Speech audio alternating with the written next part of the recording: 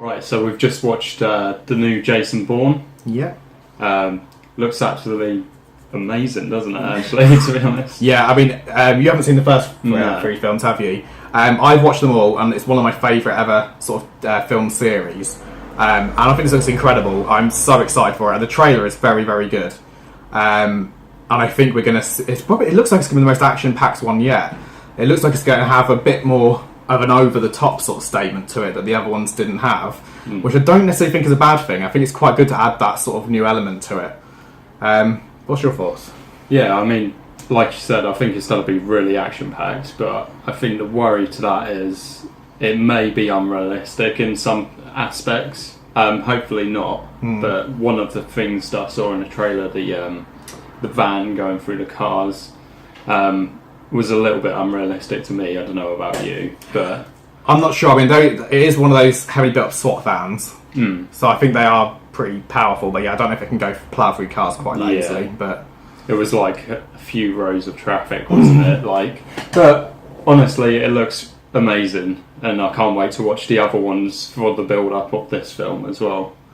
Yeah, that is a good idea, because this is something not to be missed. I think for anyone who's fans of like James Bond and things like that, this is definitely one for you. And it's a great trailer. If you haven't seen the trailer, give it a watch. And it comes out on the 27th of July. Yeah, I reckon I'll probably give this probably an 8.2 at the highest, probably. Yeah, I'm going to go 8.5. I think I'm going to love it. I don't know if it's going to be the best one. If it's going to be the best one, it's going to be reaching 9 territory. So I think I'm going to love it.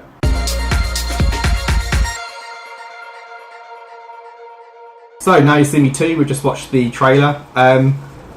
Quite a mysterious one, I think. Like, it's not fully obvious what it's about.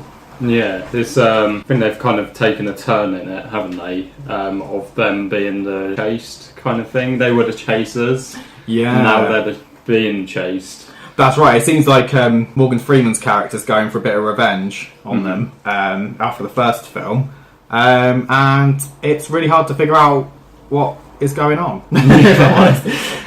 But on the positive side, it looks like it's going to be a great spectacle. The tricks look cool again. So. Yeah, all the magic tricks look really good, and I think that's, from what I've heard so far from other people that have watched this already, is that is the main point of this film. All the magic tricks are very good and are very realistic in the sense, obviously magic isn't real, but in the sense that it looks real and it makes you feel like you're kind of seeing them with yourself, with yourself being there. I think that's going to be the main thing, is going to be the tricks. I'm not sure how good the film will be. I was a real big fan of the first one, which I think I've probably given a high 7 to. So I'm going to err on caution here, and I'm going to give it a 7, what I think it's going to be, my prediction. I think I'll go with you as well. 7 would be an accurate score, I think.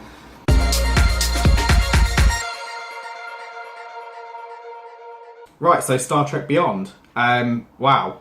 That's what I'm going to say. What are you going to say? Yeah, I haven't really watched any of the Star Trek before. Have some valid reasons behind it. Yeah. But I really enjoyed the trailer, to be honest. I really liked the costumes and everything like that, especially people that were boarding the ships. Really cool, kind of Halo-like Doom costumes. Yeah. It really intrigued me.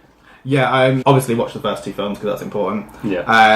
I've seen them, and I've always been a fan. I've never liked the TV series of Star Trek, but I've loved the films all the way through. The films have always been very high quality. The newest ones are the best still, I think, though, and I think this has got the potential to be the best of them, so I'm really hoping it has.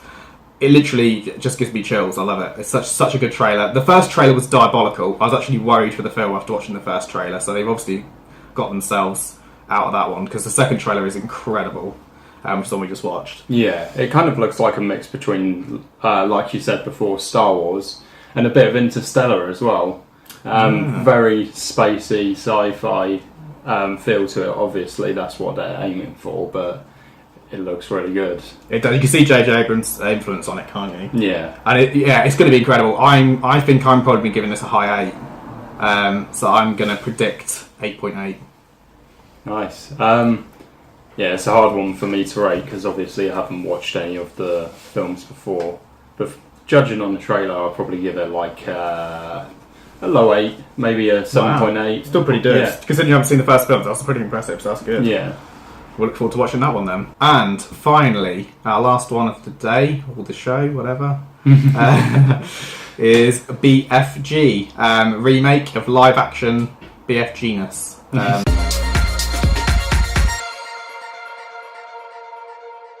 Right, so we've just watched the BFG, the Big Friendly Giant. Yeah, Disney have taken on the mantle from the original film. I loved the cartoon when I was a child.